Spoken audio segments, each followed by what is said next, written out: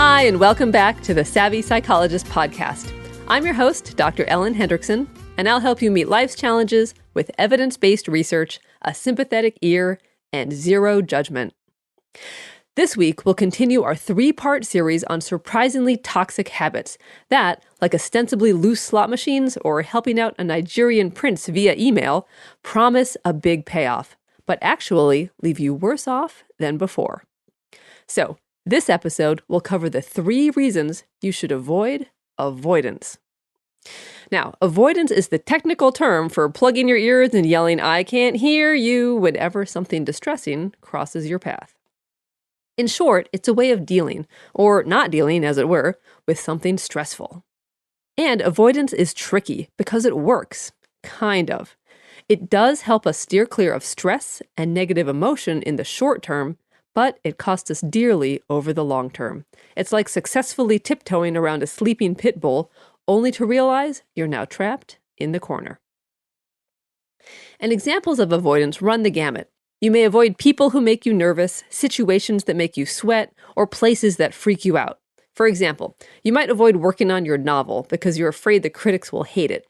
You might have stopped traveling because you're worried the plane will crash. And how many of us haven't been to the dentist in years? But avoidance isn't only hiding from something scary out there, it can also mean hiding from something scary inside yourself. Most often, negative emotions like fear, anxiety, emptiness, frustration, worthlessness, or shame. And you might soothe yourself with drugs, alcohol, emotional eating, or zoning out in front of a screen. Procrastination is a classic form of avoidance, as is picking fights to avoid dealing with the actual emotion that's bothering you. That's right, anger is often more acceptable to our brains than feeling hurt or scared. So, aside from the obvious downsides of drowning your sorrows or playing Grand Theft Auto when you're supposed to be working, why is avoidance so bad?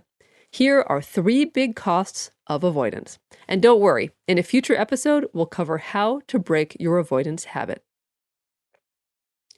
Cost number 1. Avoidance teaches you that everyday things are dangerous.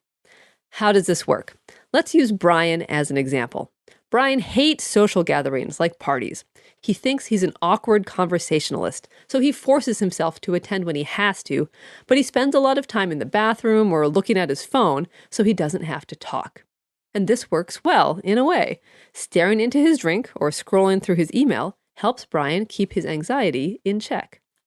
But whenever he heads to the men's room or pulls out his phone at a party, his belief that he's awkward gets a little stronger. Every time he avoids talking to people in order to lessen his anxiety, that belief gets underscored again. And the result?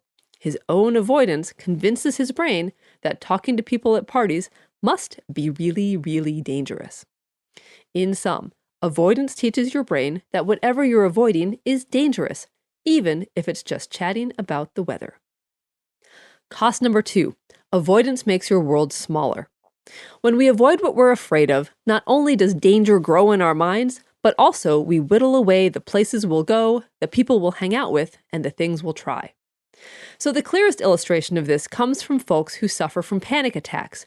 For instance, Brett had a panic attack at the gym, so he stopped exercising, thinking he shouldn't exert himself. But then he had another attack in a crowded conference room at work and had to take time off to get over the humiliation and to psych himself up to return. After a third attack, it dawned on him that he probably shouldn't be driving. And in short, in the space of 3 panic attacks, avoidance of exertion, work, and driving narrowed his world essentially to resting on the couch. Of course, avoidance isn't always this extreme. But subtle avoidance can suck the enjoyment out of life too. So think about where you're dissatisfied with your life. If you're lonely, you may be avoiding social situations. If you're resentful, it's possible that you're avoiding communicating your needs. If you binge eat, consider the possibility that you're avoiding other, harder-to-face emotions. And of course, not all woes can be explained by avoidance, but too often, avoiding our fears becomes a habit. We live our lives trying to dodge the elephant in the room. Cost number 3. Avoidance maintains mental health problems. One of the best psychologists I know says the defining feature of mental illness is avoidance. And she's right. Avoidance is the core of PTSD, panic, social anxiety, and every phobia in existence. It's also an important driver of depression and OCD. And it even has its own personality disorder, appropriately called avoidant personality disorder.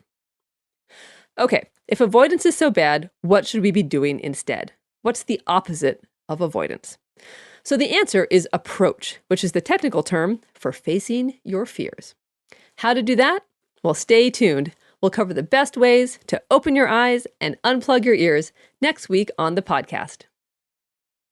If you've learned something from a Savvy Psychologist episode, let me know by subscribing either to the podcast on iTunes or Stitcher or to the Savvy Psychologist bi-monthly newsletter at quickanddirtytips.com/newsletters.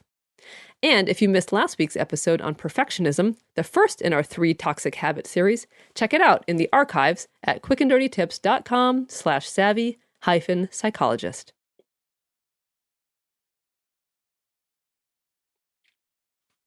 Thank you so much for listening. I'm Dr. Ellen Hendrickson, and next week we'll take a detour from our 3-part series to talk about how to bust your avoidance habit.